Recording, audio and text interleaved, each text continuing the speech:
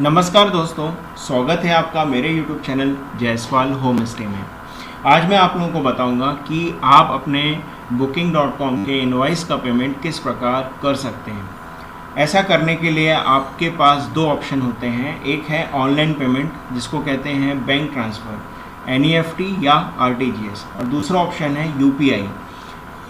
UPI, RTGS दोनों ही option आप use करके पेमेंट कर सकते हैं, पर आज मैं आप लोगों को बैंक ट्रांसफ़र के माध्यम से किस प्रकार किया जाता है वो बताऊंगा। मेरे आगे आने वाले और भी वीडियोस रहेंगे जिसमें मैं आपको UPI से कैसे पेमेंट करते हैं ये बताऊंगा, और क्रेडिट कार्ड से भी पेमेंट किया जाता है वो भी बताऊंगा।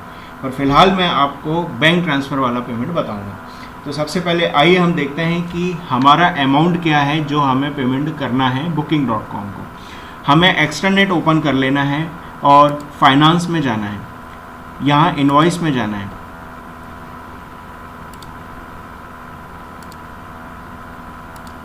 इनवॉइस खुलने के बाद में यहाँ पे आपका जो रेड कलर में आ रहा है वो अमाउंट है जो आपको पेमेंट करना है। हो सकता है आपके पास पूरे महीने में काफ़ी सारी बुकिंग आ गई हो और आपके पास ऐसे रेड कलर के काफ़ी सारे इनवॉइसेस हों, तो ये आपको पेमेंट करने को आ रहा होगा। मैं आपको एक बहुत अच्छी चीज़ बताता हूँ। आप ये सारे जितने भी अमाउंट्स आते हैं यहाँ पे, इन सब का टोटल कर लीजिए। टोटल करने के बाद जो अमाउंट होता है वो आप इकट्ठा पेमेंट भी कर सकते हैं, पर वो जो आप इकट्ठा पेमेंट करते हैं वो जल्दी अपडेट नहीं होता है, उसको समय लगता है। पर अगर आप ऐसा अलग अलग अमाउंट पे करते हैं तो वो जल्दी अपडेट हो जाता है, एक ही दिन में अपडेट हो जाता है। ये मेरा अनुभव है। आप इकट्ठा भी कर सकते हैं और अलग अलग इनवॉइस भी पे कर सकते हैं। पहली चीज़, ये एक टिप्स है। दूसरी, मैं आपको बताना चाहता हूँ कि आपको जो ड्यू डेट रहता है पेमेंट करने का, इसमें एक ड्यू डेट रहता है कि भाई आपको इतनी तारीख से पहले आपका फुल पेमेंट कर देना है। बहुत सारे लोग ड्यू डेट ख़त्म होने के बाद जब ओवर ड्यू हो जाता है तब भी करते हैं, पर मैं आपको एक अच्छी चीज़ ये बता देना चाहता हूँ। अगर आप ड्यू डेट से पहले पेमेंट कर देते हैं तो कंपनी ये सोच के चलती है कि ये हमारा गुड पार्टनर है, अच्छा पार्टनर है।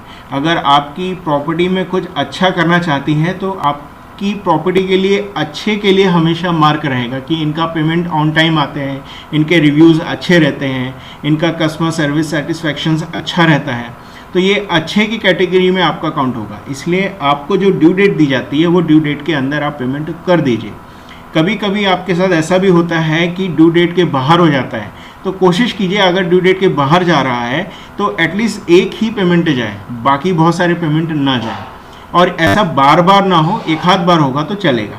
चलिए मैं आपको बताता हूँ। जैसे ये रेड कलर का जो दिख रहा है वो हमें पे करना है। इसमें सबसे पहले हम ये डाउनलोड PDF इसको क्लिक कर लेंगे तो उसमें एक पेज ओपन हो जाएगा। उसमें दिया रहेगा अकाउंट नंबर, फिर उसके पास IFSC कोड वगैरह वगैरह प्रोवाइड किया जाएगा। ये देखिए आपका टैक्स इनवॉइस है, ये पूरी डिटेल दी हुई है। ये अमाउंट है 327.79 रुपीज़, ये आपको पे करना है। आपका अकाउंट नंबर जिसमें आपको पेमेंट करना है वो ये है, ये अकाउंट नंबर है, ये अकाउंट होल्डर नेम है, और ये आपका IFSC कोड है। ये तीन चीज़ आपसे पूछी जाती है। ये तीनों चीज़ यहाँ पे दी हुई है। अब आपको करना क्या है, आपको अपना इंटरनेट बैंकिंग ओपन करना है। यहाँ पे आपको लॉगिन करना है। मैं यहाँ पे पहले लॉगिन कर देता हूँ, फिर आगे बताता हूँ। दोस्तों यहाँ पे मेरा अकाउंट ओपन हो गया है।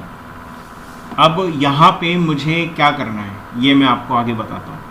हमको पेमेंट ट्रांसफ़र करने के पहले बेनिफिशियरी ऐड करना है।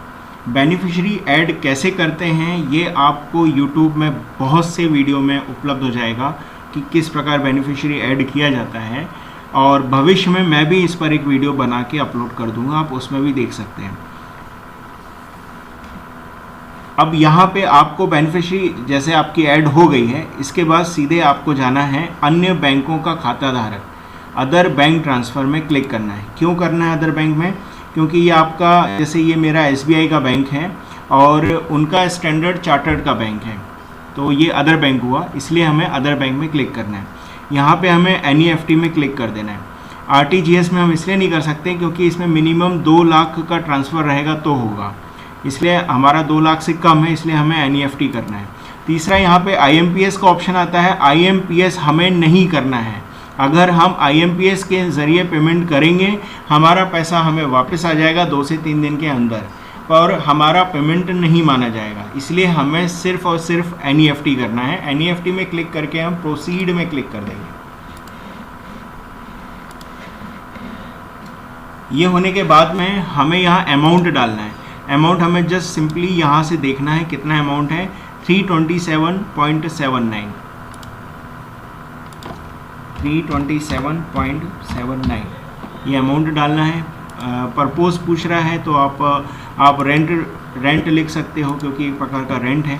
और हमें इसका पेमेंट किस अकाउंट नंबर पे करना है तो हम अकाउंट नंबर एक बार क्रॉस चेक कर लेंगे।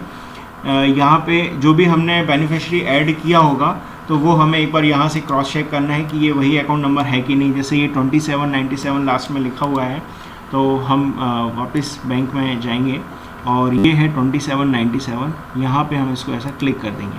अब एक चीज़ आप ध्यान रखिएगा, आपके अकाउंट में लास्ट में 02797, जैसे मेरे अकाउंट में 02797 है, हो सकता है आपके इसमें कुछ और रहे, तो ये चीज़ आपको ध्यान रखना है। ये नंबर लास्ट के 5 डिजिट आपको पढ़ लेना है। 02797 जैसे ये मेरा है वैसे आपका भी जो भी रहेगा वो पढ़ लीजिएगा। फिर ये पे नाउ पे आपको ऑलरेडी क्लिक्ड है, नहीं है तो क्लिक कर लेना है। यहाँ पे इनकी टर्म्स एंड कंडीशन को आई एक्सेप्ट करना है और फिर आपको सबमिट करना है। ये होने के बाद में आपको एक नया पेज ओपन हो जाएगा। यहाँ पे आपको एक बार क्रॉस चेक ज़रूर करना है कि ये जो अकाउंट नंबर यहाँ दिखा रहा है वो सही है या नहीं है। कभी कभी क्या होता है, बहुत सारे बेनिफिशियरी अकाउंट नंबर वहाँ रहते हैं, बाय चांस हमारे माउस में जब हम क्लिक करते हैं तो बाय मिस्टेक हमसे गलती हो जाती है कि कोई दूसरा अकाउंट नंबर वहाँ क्लिक हो जाता है। हो सकता है हमारे पास booking.com की बहुत सारी प्रॉपर्टीज़ हो तो सबका जो बेनिफिशियरी नेम है booking.com 1 2 3 4 करके दिया हो, तो हो सकता है कि हमारे हाथ से अकाउंट नंबर गलत क्लिक हो गया हो। तो एक बार हमें क्रॉस चेक करना है कि ये अकाउंट नंबर और ये PDF में जो अकाउंट नंबर है वो दोनों एकदम मैच खा रहे हैं कि नहीं खा रहे हैं, ये हमें एक बार क्रॉस चेक करना है। अगर वो सही है तो कंफर्म की जो टैब है उसको क्लिक कर देना है। यहाँ पे हमें हाई सिक्योरिटी पासवर्ड पूछ रहा है क्योंकि ये SBI का है, आपके हो सकता है आपका अलग बैंक हो उसमें अलग कुछ पूछे। तो ये पासवर्ड जो भी आएगा मेरे मोबाइल पे मैं इसे सबमिट करूँगा और ये करने के बाद मुझे कंफर्म में क्लिक कर देना है। मैंने यहाँ पे हाई सिक्योरिटी पासवर्ड जो मोबाइल पे आया था वो डाल दिया है। अब मैं इसको कंफर्म कर देता हूँ। ये देखिए ये हो गया। अब एक चीज़ और आपको करना है, वो ये करना है कि जब booking.com को आप पेमेंट कर दें तो इसका आप या तो स्क्रीनशॉट निकाल लीजिए या फिर अगर आपके पास प्रिंटिंग की सुविधा है तो प्रिंट कर लीजिए। स्क्रीनशॉट निकालेंगे तो भी चलेगा, प्रिंट कर लेंगे तो भी चलेगा। ये क्यों करना है वो मैं आपको बता देता हूँ। कभी कभी ऐसा होता है, मेरे साथ हुआ है कि आपने पेमेंट यहाँ पे कर दिया है पर booking.com वालों ने आपका पेमेंट अपडेट नहीं किया है। तब आप उनके कस्टमर केयर में कम्युनिकेशन करेंगे कि मेरा पेमेंट अभी तक अपडेट नहीं हुआ है, तो वो आपको पूछेंगे कि जब आपने पेमेंट किया था तो उसका कुछ डिटेल आप हमें प्रोवाइड कर सकते हैं क्या। तब आपको ये स्क्रीनशॉट उनके साथ साझा करना है, उनको शेयर करना है, उनको अटैच्ड करके भेजना है, तब आपको ये स्क्रीनशॉट काम आएगा या प्रिंट काम आएगा। तो इसको आप अच्छे से रख लीजिएगा।